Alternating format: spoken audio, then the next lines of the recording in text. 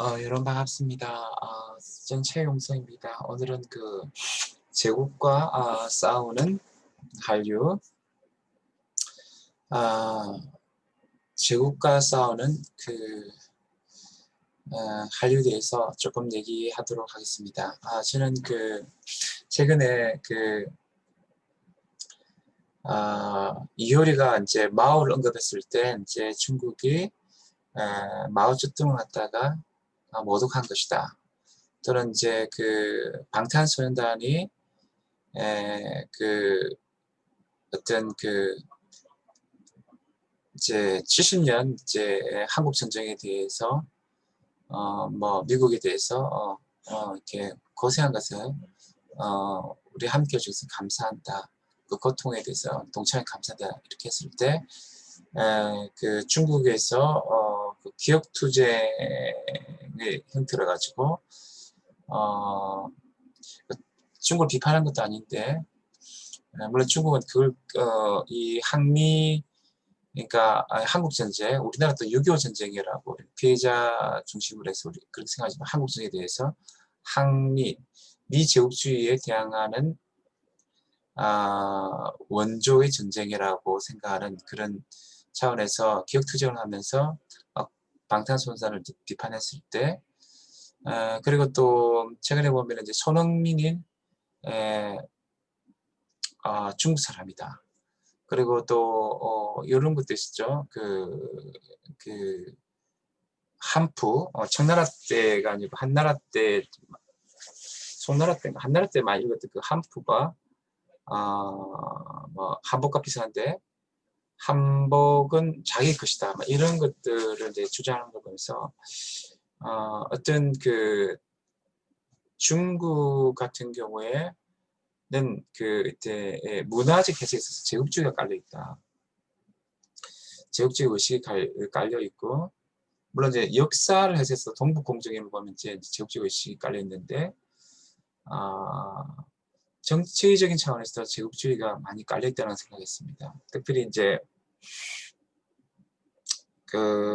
제가 봤을 때는 중국은 옛날에 제가 무슨 생각을 했냐면은 중국 영화 뭐 이렇게 영웅이나 항우화 이런 걸 보면서 장무 감독 그래서 중국은 어떠냐 하면은 사실은 과거의 중국이 지금처럼 영토 넓지 않았을 때 많거든요. 굉장히 이제 항아가 중하류 쪽에 이렇게 소수의 국가일 수 있는데 지금의 거대한 영토를 가지고 과거를 투사하면서 뭐 진시 황제 때 이럴 때를 이제 영웅이나 항우하는 진시 황제들 재난 같은데 하여튼 과거를 굉장히 제국으로 기억하기를 원하는 것 같아요. 마치 일본이 수정제 역사를 통해서 과거의 실패는 기억하지 않되 제국으로 기억하기를 원하는 것처럼 노스텔지를 가지고 과거를 굉장히 이제 제국으로 기억하기 원하고 그리고 그 과거에 대해서 서양의 어떤 뭐 19세기, 18, 19세기의 역사를 제국주의 역사로 기억하면서 그에 대항하는 중국 역사는 굉장히 사실 폭력적이고 살인 뭐 굉장히 많았는데 억압적이 많았는데도 평화 역사로 기억하기를 원하면서도 과거는 하려 했고 그러면서 중국은 서양의 제국주의 역사에 대항하는 정말 진정한 제국을 추구해야 된다. 뭐 그런 것들에 이제 지식인들에 가면 왕후이나 가라스 고진이 보면 이제 2000년대 이후에 보면은 이제 중국 제국주의 역사에 대해서 동양의 조공체제 이런 거, 조선에 있었던 조공체 이런 것들이 오히려 좋은 어떤 제국의 어떤 역사의 하나의 전범인처럼 얘기하면서 이제 대안을 얘기하는 거. 그래서 중국 제국이 어떻게 대안이다 그런 식의 어떤 논조가 또 있는 것 같아요. 근데 저는 사실은 그게 일종의 폭력적 제국주의라고 보고요. 그래서 이제 시진핑 정부가 전체주의 정부고 발신 정부뿐 아니라 제국을 추구하는 정부라고 생각해요. 물론 지금 힘이 미약하지만 이제 미국하고 패권 전쟁에서 굉장히 이제 자기도 잘 승리할 수 있고 마치 이제 미국 신보수자들이 생각하는 것처럼 미국이 선한 제국이다 라고 생각하는 것처럼 굉장히 이제 자기들의 선한 제국이라 생각하는데 실제 중국의 여러 가지 대우관계 규범이라든지 여러 가지 이제 하는 행태들 보면 외교관 행동은 참 폭력적이죠. 제국주의적이라고 그런 거죠. 이게 지금 문화 형태로서 제국주의가 생각하고 그래서 이런 어떤 제국주의 형태에 대해서 한류는 저항해야 되지 않을까 그런 생각을 하게 됩니다.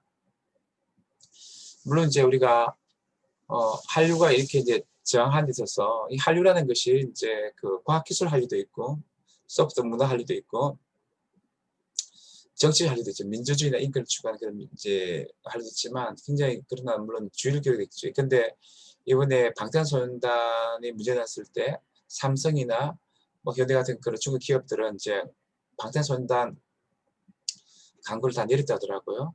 옛날에 이제 사스처럼 그렇게 이제 공격을 당하셨으니까 물론 그것이 프로세스 지혜로운 행동이 있을 수도 있고 또 이해할 수 있겠지만 일단 굉장히 사실은 우리가 지혜롭게 해가 되지 않을까 저는 그런 생각을 많은데 이 지혜가 뭐냐면 이런 거죠. 우리가 예를 들어서 미국의 어떤 사람들이 제국주의와 싸우는 사람들이 있어요. 촘스키라든지 하워드 진이라든지 이런 수정주의 역사학자 하진 이 사람 미국 역사를 제국주의 역사라고 보고 보수자들은 미국 되게 선한 제국 역사라고 보지만 진보자들은 미국 그 역사 속에서 이제 제국주의적 냄새가 많다 이렇게 보죠. 그런데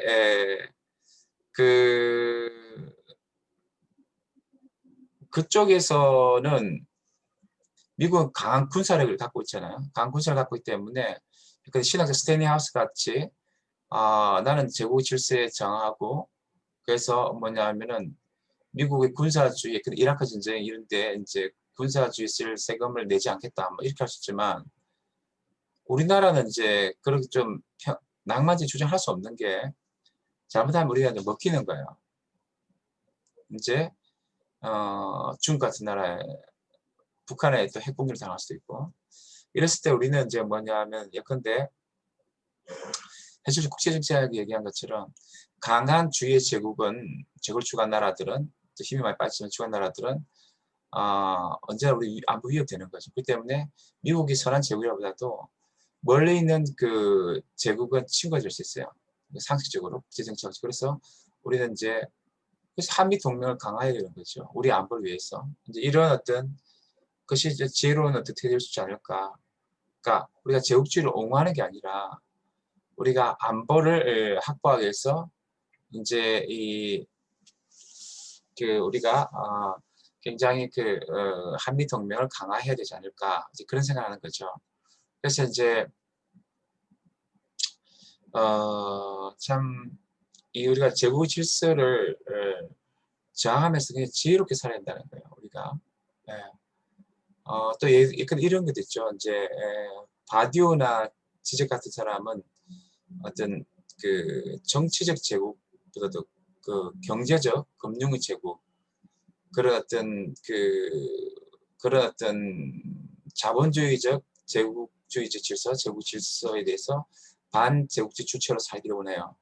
근데 사실은 그게 또 뭐 바디 취재건 폼수사를 통해서도 이 자본주의 질서, 경제적 자본의 질서에 대해서 싸우라고 하는데 프로테임을 통해서 현실적으로 이게 과연 지혜로운 것인가?